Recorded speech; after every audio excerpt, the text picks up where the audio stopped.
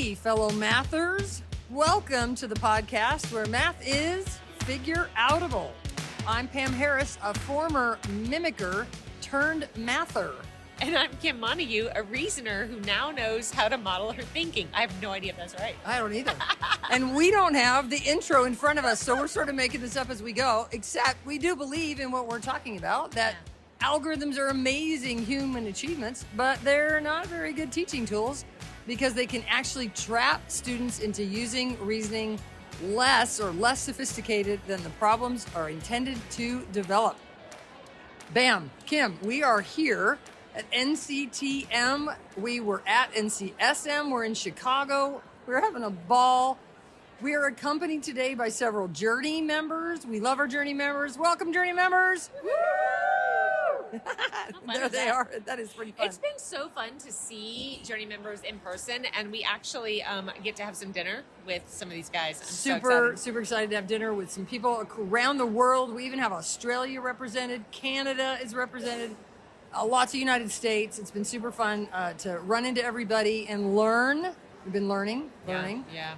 We probably should get more sleep, but we've been learning a lot. So, Kim, what's one thing that you remember from NCSM? Oh, one? I get one? Start with one. You know, the one that I'm thinking about a lot right now is Elham's session. Oh, yeah. And Jennifer and their group. Yeah. And the way that they are very intentionally putting into practice steps for students' achievement based on the teacher's growth, and the principal is, I mean, their whole system and setup about the principal being the instructional leader, not just the manager of the school. Unbelievable. But yeah, it was fantastic. I'm sure we'll talk about that a lot. We will be talking about a lot. And as much as their system was kind of hung on, it was based on the fact that the principal was involved, the coaches were involved, the teachers had time built into their schedule in the system, so they weren't expected to do professional learning on their own time. They weren't expected to do team planning, like when you get to it, that there were structured specific times that not only the teachers attended, but like you said, the coach and the principal. And one of the things that I found really interesting was the suggestion that there does need to be somebody at the school that, what'd you say? That runs the things. Like manages the building. Manages the building. Like the mayor of the small city that makes it all run. But that there also needs to be an instructional leader at the school. And in this case, it was the principal. And so I asked in the middle of the session, what do you do if your principal isn't interested in being that instructional leader? And kind of their suggestion was, then it needs to be, well, first of all, actually, let me start. If the principal's doing that, who's managing the building? And in her case, they had the assistant principal taking on those duties, and that worked for them. But the suggestion was made that if that isn't a thing, then you sort of swap and go ahead and let the principal do what they thought they were going to be doing and kind of manage all the things. But we need an instructional leader. So maybe that's when the assistant principal brings that what do I want to say? It's not power from on high, but kind of the, like, I'm in charge here. She prioritized. And I'm in charge here, and this is what we do here at the school. We do this here, and without either assistant principal or a principal involved in that, it just isn't going to have the oomph that we need it to have to really be able to teachers make the learning that those teachers were obviously showing. Yeah. And she said, unless the fire department gets called, you do not pull me from that time. And they had 4 specific ways that they, we'll talk about it some more, but they had 4 specific different things, labs and ILTs. But she was present for almost everything. Yeah, so those instructional leadership teams had the principal involved and the coaches. Was there anybody else in that? Do you remember? Okay. Notes. I'll see my notes later. Yeah. Well, and we're going to read the book. And also, they, like you said, they had these lab times where they were actually enacting with students, and the principal was there. The principal actually did some of the teaching. And then they had their weekly team meetings that, again, were set aside, not after school, not when you have time, not on your lunch period. And the principal and the coaches and the teachers all working together. I mean, it really seemed like a fantastic system for the way we could all treat teachers with respect. That we were all on this journey learning together. It was really cool. Yeah. Elham Kazmi and her group, really nice job. Yeah. We're going to have to probably maybe talk a little bit about several things. Oh, yeah, maybe a little less about all the things. Sorry, I got kind of okay. excited. I got It's excited okay. about that one. Yeah. I mean, but I know you're excited about a lot of them, and so am I. I have to tell you though, Pam, I'm a little bit tired tonight because last night I went to the math night. Right, you had your presentation today, so you couldn't. You know. Yeah, I chose not to go to the game night because the opening session, which let's be clear, was I was gonna go amazing. there. We're going to go Yeah. there in a minute. Okay. So I actually went home to get some sleep because I presented at 8 and our hotel was far enough away. We had to be there at 7, all the things. But, But really you were cool. at the game night. I went, and I'm so jealous. it was very cool. And we've talked about Multi before. Multi, And the game called Multi. Yeah, and I told, so the creator was there. Oh, the creator, nice. And yeah, it was super fantastic. And I told him, listen, your game, I hold over Luke, my oldest, hold over his head because he can't beat me. and he wants to play a ton, and I won't because it's going to happen. Right? You won't play I'm with not him like because the best ever, but we play very sporadically because you don't want him to get good enough to beat you. I'm yeah. Anyway, but he's got another game. Oh, he's got another game. Numeroso, I think is the name, Numeroso, and I'm okay. gonna get one. Okay. and we're gonna play because I think you and will and Luke are gonna play. You and I are gonna play. We're gonna Yeah, play. yeah. Okay. All right. I don't want to unpack it a lot now, other than to say, got a new game. You're gonna love it. Nice. It's got so many entry points for kids, and maybe I'll tell you, it's about prime factorization. Ooh, interesting. Yeah, All yeah. right. Yeah, Yeah, that sounds about that. great. Very cool. Well, I look forward to that. We are always up. We love games, especially that have multiple entry points, multiple Yeah. exit points, kind of challenge everybody, something fun to think about. But we also like games that aren't just pretend, practice, Right. boring. Right. Like we like some strategy. Yeah, cool. All right, cool. What else? I also went to Nova Katz's session, and again, more later, but the phrase that I'm saying over and over again in my head is patient urgency. Ooh, We have to have a patient urgency about the work that we do with teachers, nice. because the kids can't wait, but we also have to be patient as they are growing and developing. So I wrote giant capital letters intercession, patient urgency, and I keep running that around in my head and what it looks like and sounds like to be urgent but also patient at the same time. Oh, I love that. Yeah, thanks Yeah. for sharing. Kim, it's so fun sitting here. There are just people walking all around. The discussion and the noise is so fun. This is quite a large conference center Yeah. here in Chicago. We're having a really good time. Yeah, it's just fun seeing everybody go by. All right. Okay, you wanted to talk about the opening yeah. session. So Amazing. the opening session at NCTM by Dr. Eugenia Chang was unbelievable. She is funny, witty, talented Yeah. in ways I didn't know. She played the piano virtually, so she had a recording, to which she then sang along to the piano. And that she talked was about playing. the mathematical patterns. Talked about the Yeah. mathematics behind it. She wrote a piece of music to accompany a poem. Uh, That was beautiful. It was really cool. Yeah, I really appreciated. She kind of comes out. At least it seemed to me in this. I need to read more from her. That's on my list.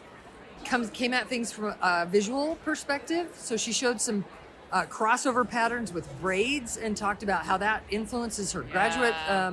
The research that she's doing right now. Dr. Eugenia Chang, you did a marvelous job in the opening keynote. I'm really looking forward to digging into more of your work. Well, so I have her book. Did I tell you? I don't think And I it's- knew that. And it's on my counter. And I, when I buy the things, I'm excited. And then I set it down, and I have a renewed interest in reading it as soon as I get home. Picking it back up. I just, yeah, she was brilliant. She was just witty. Is that the best word? Yeah, she's funny. Her presentation was so smooth, and yeah, I really appreciate it. And while I'm there, I'll just say, Kevin Dykema did a wonderful job on the opening session. Sometimes opening sessions are so whatever. Anyway, Kevin, you did a great job. We sure appreciate your leadership for NCTM. Yeah. I don't know how much time we have, but I have a few other things that we could talk about. Yeah, let's do. Okay, very good. Well, I'm going to just talk about your session for a second, if that's okay. Should Well, should okay. All right. Yeah. We're all over the place. One of the NCSM or things- NCTM? This morning. This morning. Oh, so Yeah. NCTM. Yeah, okay, so to I came to your teachers. session, and one of the things that I think you did really well in this session that, I think there's different highlights of different presentations, but I think this session, people were able to walk away calling out that it's not about direct teaching strategies. It's about building the relationships so that the strategies are natural outcomes. Oh, nice. And so I think you did a really nice job about that, because I think sometimes when you are growing up thinking about algorithms and that's all you knew, then when you see something like these strategies, that you can have a desire to want to, I'm gonna teach those very directly. I'm going to tell the kids what to do. We're gonna practice them. I mean, if that's what mathing is, now we're going to mimic these different things. Yeah. Sure. So one of the other things that was exciting for me in that presentation, drum roll please, is this week at NCTM we are announcing my Corwin book, Developing Mathematical Reasoning, Avoiding the Trap of Algorithms. So I was able to announce that during the session and talk about one of the 3 major traps of the algorithms. And well, more is coming. My presentations next year will all be centered around the traps of the algorithms and how we can not get kids trapped by algorithms and what do we do instead so that kids aren't trapped. I'm super excited. Thank you, Corwin, for helping me get that book on the road. It is now available for pre-order. We'll make sure that we have the link in the show notes. Or you can just come to the website. It'll be on the homepage. Pre-order Developing Mathematical Reasoning, Avoiding the Trap of Algorithms.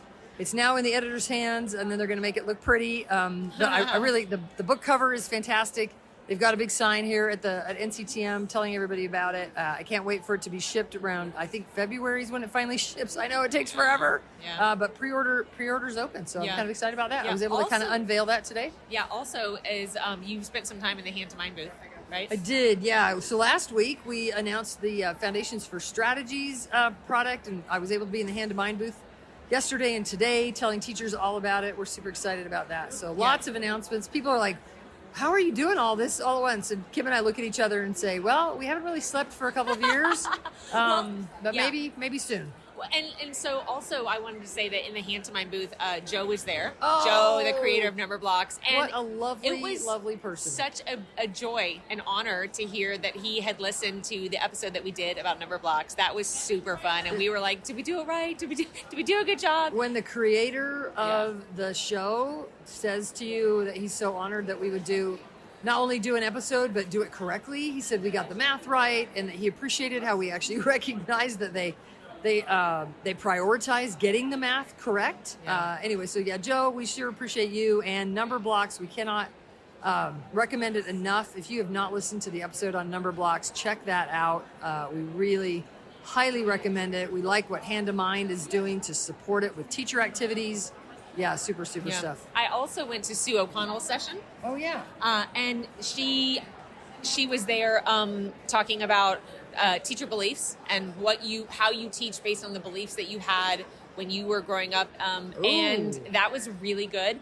But also she had a quote from you in her presentation. It was fantastic. So it's one of the things that I have noticed in this conference at SM and now starting TM is that some really, really important thought partners are joining up and saying, like, there's supporting each other. There's becoming some nice overlap, which I think is really, really helpful for teachers, because they might say, like, oh, well, this person says this and this person says this, but there's a little bit of it feels like a groundswell of, like, coming together and noticing the similarities rather than the differences between all of you that are presenting. So that's really helpful. So rather than teachers having to choose from disparate sort of messages, good people are kind of singing the same song. Speaking of shout outs that we appreciate, thanks Sue. Graham Fletcher showed the development of mathematical reasoning graphic at his SM session, so I appreciated that. Kind of gave a shout out. He mentioned, Kim, you might find this interesting. He thinks the biggest shift, the hardest shift, maybe that's what he said. Graham, I'm probably quoting you incorrectly, but you can fix me. The hardest shift to help students make in that developing mathematical reasoning is from additive to multiplicative. He's like, that is just hard to get kids' brains to really get wrapped around it, really develop their thinking, so they're thinking multiplicatively. So I'm still thinking about that. I buy it because it's the reunitizing. All right. All of a sudden, that's Well, Kim's on your side, Graham. So there you go. I buy it. Yeah. All right. Anything else? What do you? I really enjoyed John Sangiovanni's session. He's always funny. I was going to say something about it, but it's totally left my mind now. So it was good. There's been a lot of funny. There are some really good presenters in math education. Mike Flynn was hilarious in his session too. Oh, actually, you got to hear Mike. I Nice. did. Yeah, Nice. yeah. Sorry, I keep hitting my name tag, which is like making all the noise. Sorry. I mean, not all the noise. There's lots of all the people around. Big conference center. Yeah, so We have a few days left. we do. It's Yes. only, is it day one? It is day one at NCTM. So we've been here since we got here Sunday late. We did NCSM all day Monday, all day Tuesday, half of Wednesday. Then we skipped over and NCTM starts. So we did that last night. Now we're halfway through Thursday. Yeah. And you're done presenting, so, So now I it's fun. I get to relax a little bit. I'll go hang out in the Handamine booth and in the Corwin booth and in the Heinemann booth. I feel like I'm a person with lots of personalities right now. But yeah, lots of fun to try to talk to lots of people. Kim, I talked to a guy today who teaches in Beijing, China. I saw. And- Actually, I overheard what was the conversation like? Well, it was so interesting. He's a Brit who's now teaching in China. Oh, so and he's like Lorna, our journey member, who's Scottish but lives in lives Australia. in Australia. Yes, that's exactly interesting. that. Yeah. He's really, really interested in talking about the way that different countries, different regions talk about things and how it can actually be tricky to know really what the conversation is about. So he said, like, here's an example. I asked him for an example, and he said there was a lot of sort of negative talking about tracking at NCSM, and to him, tracking meant that you gather data and you use that to inform your instruction. Oh. And he couldn't figure out why we were down on that. Oh my gosh. And so when he realized what we meant, so, I just think, Kim, you and I can take that and maybe take it to heart even more than we have, that there's so much in the communication and we have to define terms. Right. Like we have to get down and dirty and really like, what are we talking about so we can determine if we agree, disagree, but before that, even what do we mean? And I think more than agree and disagree, let's understand each other. Like let's really get underneath the words and the fluff. In fact, Kim, one of the things that you and I were laughing about is, okay, can I laugh about this on the podcast? I think I can. Okay, we'll cut this if we can't. I think we can. That a lot of the session titles and the session descriptions were the key words that were the strands and everything. Because for some reason, and maybe organizers of conferences, I don't know how you hear my message here, but the message is being delivered that if the session description and title use the words that you've used in the strand, then you get your session accepted and now you can speak at the event. When in reality, like everybody's the point I'm bringing up is less to dog. Thank you, all of you who have given you your time. I recognize it's a volunteer position. We appreciate you doing the conferences.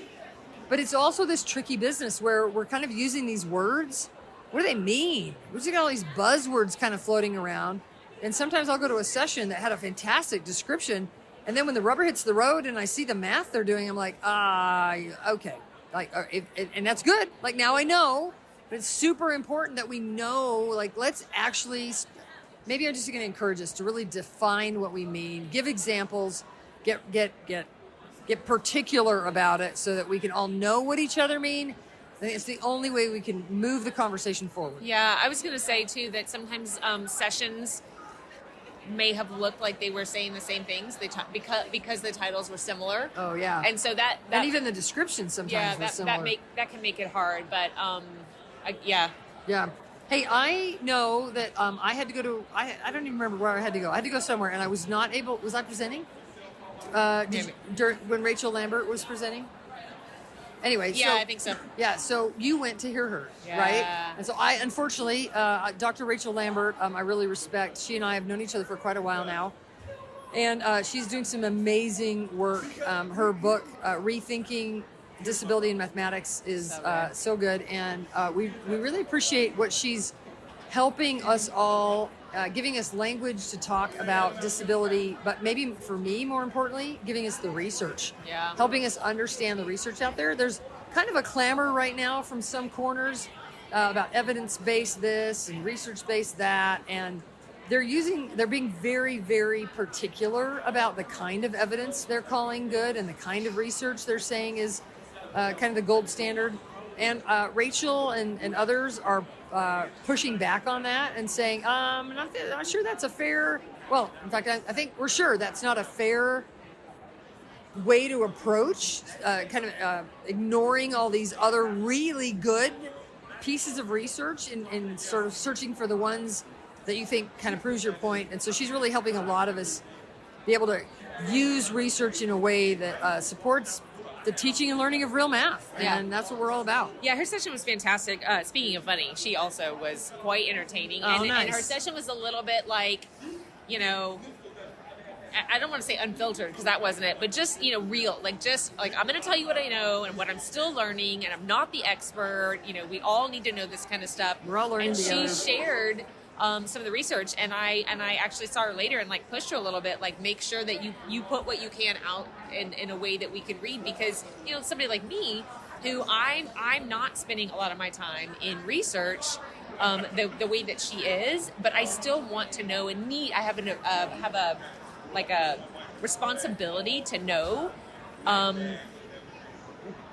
what people are saying that is not true. Right? Like she at one point said, it was on the internet, so it was true. And she's being coy about that and a little tongue in cheek. But she also talked about ways people are picking out a line in a research paper then blowing that up to be the research. And she talked about the utter disrespect it is to the researcher who did that work to then turn and twist. So I'm looking forward to getting some fingers on some of the research that she said that she would put together. So, yeah.